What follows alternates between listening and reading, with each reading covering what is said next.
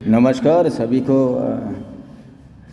आज जो हम पढ़ेंगे PIL यानी पब्लिक इंटरेस्ट लिटिगेशन, इसके लक्षण क्या होते हैं, कौन कौन सी चीज़ें होती हैं जिनके बेसिस पे लोक हितवाद दायर किया जा सकता है। तो सबसे पहले देखते हैं कि निजी जो व्यक्तिगत अधिकार है उसका हनन होना आवश्यक नहीं है। ये कंपलसरी नहीं है कि किसी पर्टिकुलर किसी पर्सन का ही अधिकार का हनन हुआ हो, उसका अधिकार रोका गया हो, क्योंकि इसका उद्देश्य जो है वो सार्वजनिक हितों की रक्षा करना है, ना कि किसी व्यक्तिगत हितों की। तो लोक हितवाद का सबसे पहला लक्षण यही है कि इसमें सार्वजनिक हित शामिल होना चाहिए।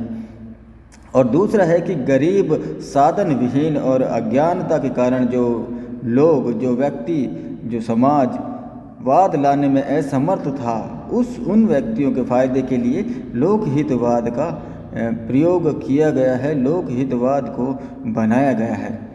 तीसरा, कोई भी समाज सेवी व्यक्ति या संस्था जो सद्भावना पूर्वक, सबसे बड़ी इम्पोर्टेंट बात है कि इसमें सद्भावना निहित होनी चाहिए, जनहित से जुड़े किसी मामले में याचिका दायर कर सकता है। कोई भी समाज सेवी व्यक्ति हो, कोई संस्था हो, कोई NGO हो, कोई संगठन हो, वो जनहित के लिए, जनता के फायदे के लिए याचिका दायर कर सकता है।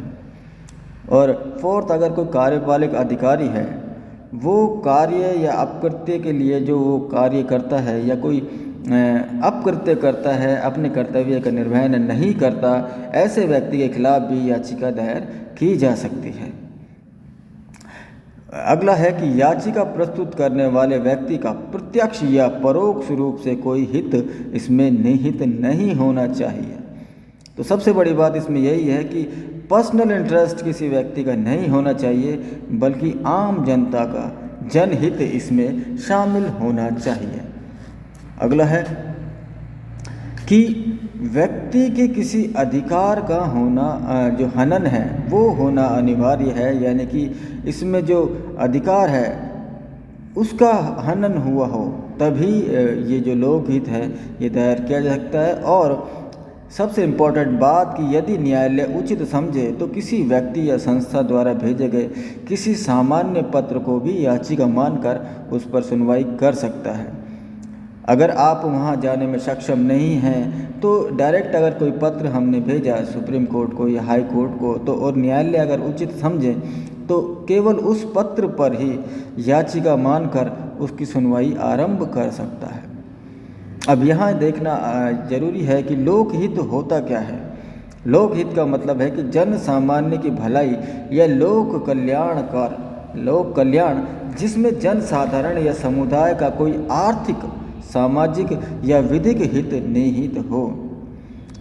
मतलब कि लोकहित का मतलब जन सामान्य, जनता की भलाई और उनके कल्याण के लिए जिसमें उनके आर्थिक, सामाजिक और विधिक हित निहित हो, उनके लिए किया गया वाद लोकहितवाद कहलाता है। और लोकहित उनकी भलाई और कल्याण के लिए किया गया कार्य। इस संबंध में एक केस है मुंबई कामगार सभा वर्सेज अब्दुल भाई, AIR 1976 का केस है, जिसमें न्यायालय ने कहा था कि वाद जो आए उसके पास जो लोकहितवाद होता है वो सर्वजन सुखाय की भावना से प्रेरित होना चाहिए, सभी लोगों के सुख के लिए प्रेरित होना चाहिए, और ना कि किसी निजी व व्यक्तिगत स्वार्थ के लिए। तो निजी व व्यक्तिगत स्वार्थ जो है उसके लिए वो लोकहितवाद नहीं होना चाहिए।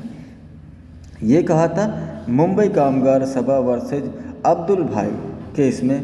दूसरा जो केस हम डिस्कस कर रहे हैं शीला वारसे बनाम भारत संघ, AIR 1988 का सुप्रीम कोर्ट का केस है।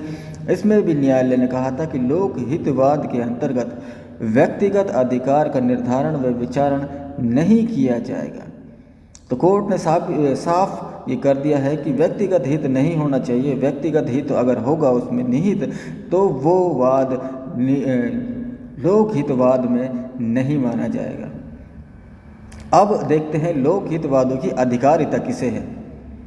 तो लोकहितवाद केवल उच्चतम न्यायालय व उच्च न्यायालय में ही दायर किए जा सकते हैं, और ये जो व्यवस्था की है ये संविधान के अनुच्छेद 32 और 226 के अधीन की गई है कि ऐसे केस सुप्रीम कोर्ट और हाई कोर्ट में दायर किए जा सकते हैं। तो दूसरे शब्दों में ये कहना गलत नहीं होगा कि निचली अदालतों को ऐसे लोकहितवादों की सुनने की अधिकारिता नहीं है, केवल हाई कोर्ट और सुप्रीम कोर्ट को ही ऐसी अधिकारिता है।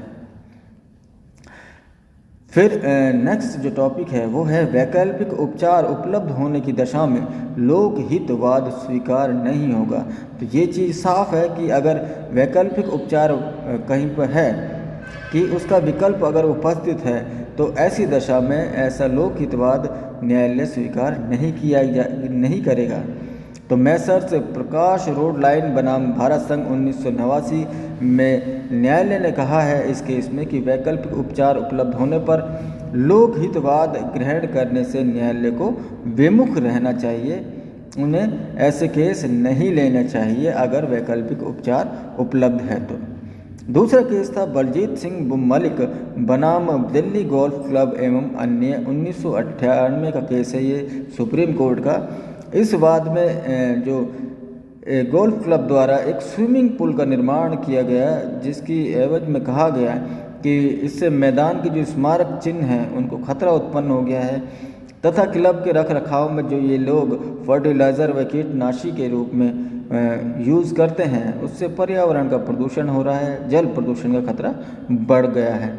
लेकिन न्यायालय ने इसे लोकहितवाद मानने से इनकार कर दिया। न्यायालय ने कहा कि केवल प्रदूषण का उल्लेख करने से जनहित याचिका स्वीकार करना उचित नहीं होगा जब तक कि स्पष्ट न हो कि ऐसा खतरा है। तो ये चीज़ साबित नहीं कर पाए वादी, तो जिससे क्या है कि ये चीज़ न्यायालय ने इसे लोकहितवाद मानने से मना कर दिया। तो आज के टॉपिक में बस इतना ही। देखते हैं अगला टॉपिक अगले वीडियो में। अगर आपको ये पसंद आया हो ये वीडियो तो प्लीज़ लाइक करिए, शेयर करिए और इसे सब्सक्राइब भी कर दीजिए। Thanks for watching.